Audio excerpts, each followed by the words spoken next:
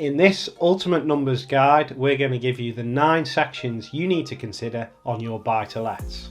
They are the asking price, the acquisition cost, i.e. the cost to get the keys in your hands, the refurb, the mortgage, the rent, number 6, the mystery section. Be sure to stay tuned to see what we think is the most important thing you need to know about your numbers guide, the monthly outgoings and monthly cash flow, then how that translates into the yearly outgoings and yearly cash flow, and then the all-important summary to see how hard your investment is working for you. Hi guys, we're Dan and Jim. We're property investors based in the northwest of England, and on this channel we're going to document our journey to financial freedom through property. So the property we ended up buying was on the market for £99,950 in February 2022. So we actually ended up paying £105,100 for this property. But we're going to talk about why we paid that in another video, our biggest mistakes when buying our first buy-to-let. So make sure you check that out, guys. So in terms of the acquisition pricing, there are a few things that made this up. Firstly, we had a survey at £300. We didn't get the survey report written up, but we had a good relationship with the surveyor and he charged us a one-off fee to go and view the property, take photos and give us his verbal feedback. Next, the all-important legal fees, split into 2 sections, the legal fees to purchase the price and also the legal fees for the personal guarantee that we had because we bought it through a limited company. That came to £1,330 for both those aspects. The stamp duty at 3% was just over £3,100, and then of course the 25% deposit, £26,275. So when it comes to the refurb we done on this property, we spent around £15,000. Now this refurb was quite comprehensive, probably a bit more than we expected when we first viewed the property. So the whole thing needed a complete new rewire, so that was around about £4,000.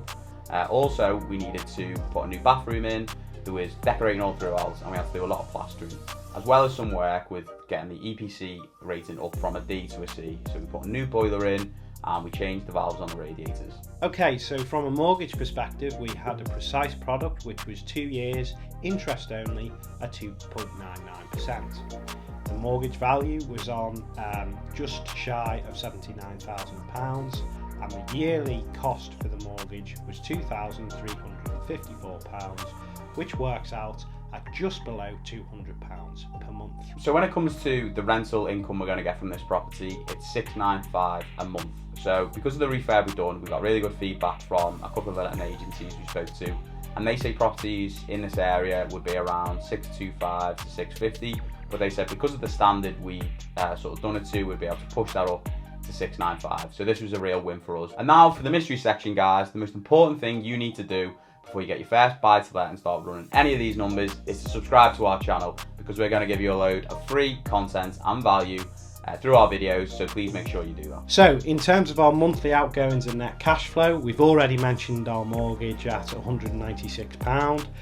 We've got a lettings management fee which is 12%. This is a fully managed lettings package at just over £80.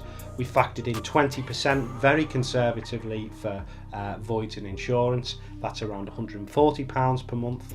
As part of the refurbishment, we got a boiler on 3 years interest free, which is £70 per month, meaning our overall net cash flow, i.e. the profit per month, is £204. Next up, we're going to discuss the yearly outgoings. Now, these numbers are really important because you're going to use these as a basis for all your investment indicators, which Dan's going to talk about in a minute.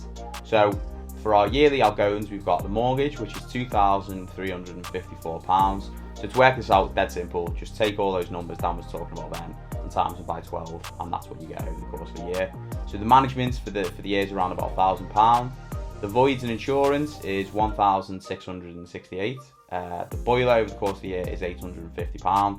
So we think this is actually a really good way of doing the boiler, because we're paying for it out of the cash flow, whereas if we paid for it up front out of the refurb, it would have been a sort of another £2,500, so we would have pushed the refurb up to 17.5 sort of thing. This will leave us with a yearly cash flow, which is yearly profit, which is how much money you actually make in the bank, as £2,450 per year. The summary section, the part you've all been waiting for. I'm going to break this into 2 main parts: yield and return on capital employed. Yield is a ratio of the rent or the cash flow over the property's value. So we can do this in a few different stages. So first of all, we're going to look at gross yield based on the current market value, i.e. after the refurb. So we bought the property, you'll remember, for just over 105k. We've had it revalued in the estate agent's round, and it's worth conservatively at least 120k now. So from a gross yield perspective, gross yearly yield, we take the yearly rent, which is £8,340, divided by the current market value, 120k, and because it's a percentage, we count it by 100, which gives us 6.95%. We can also look at net yearly yield, whereby we take the net yearly cash flow, i.e. the profit, again divided by the current market value times by 100, so that's 2,450 on net profits per year for this property, divided by the current market value, 120k, times by 100 gives us 2.04%. But we can also think about yearly yield in relation to the cost we paid for the property. So gross yield based on the purchase price is the 8,340 divided by 105k, £100, times by 100 to give us the percentage, 7.94%. And then again, if we look from a net perspective, that's the £2,450 divided by the £105,000 100 times by 100 gives us 2.33%. So the next indicator we're going to talk about is return on capital employed. Now for us, this is really the fundamental indicator and metric you want to use when investing in property, and it's the one we want to use going forward now. So return on capital employed is pretty simple to understand, although it sounds quite complicated. Capital employed simply means money working in the deal. So it's how much you're leaving in the deal and how hard that money is working for you based on the return you're going to get. So if you hear capital employed, just think money working in the deal. That's all I think about, and once you understand that and get over that stumbling block, it sort of clears all the fog around property investing.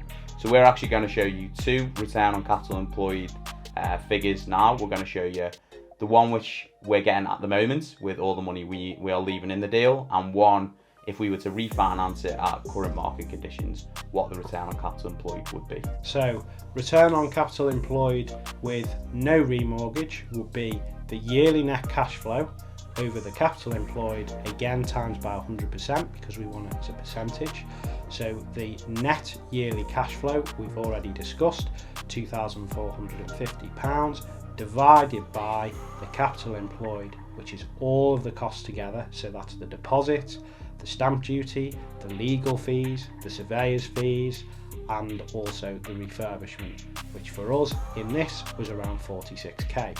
So it's 2,450 divided by 46,000 times by 100, which gives us a current return on capital employed of 5.31%.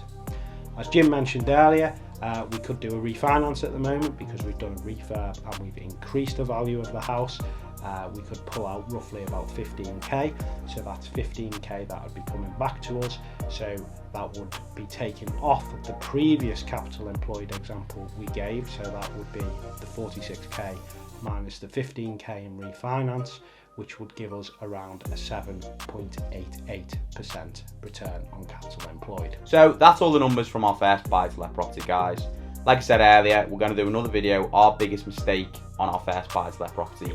And in this video, we're going to talk a lot around the purchase price, why we decided to go for it, and reflections on it now. We've got a slightly different sort of mindset on property investing.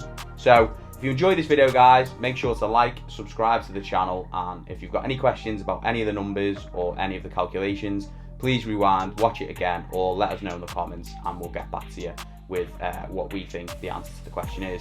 And broadly in this video, we've just used sort of round numbers because we could sort of go into the pounds and pence, but it just makes it simpler for everyone if we do that.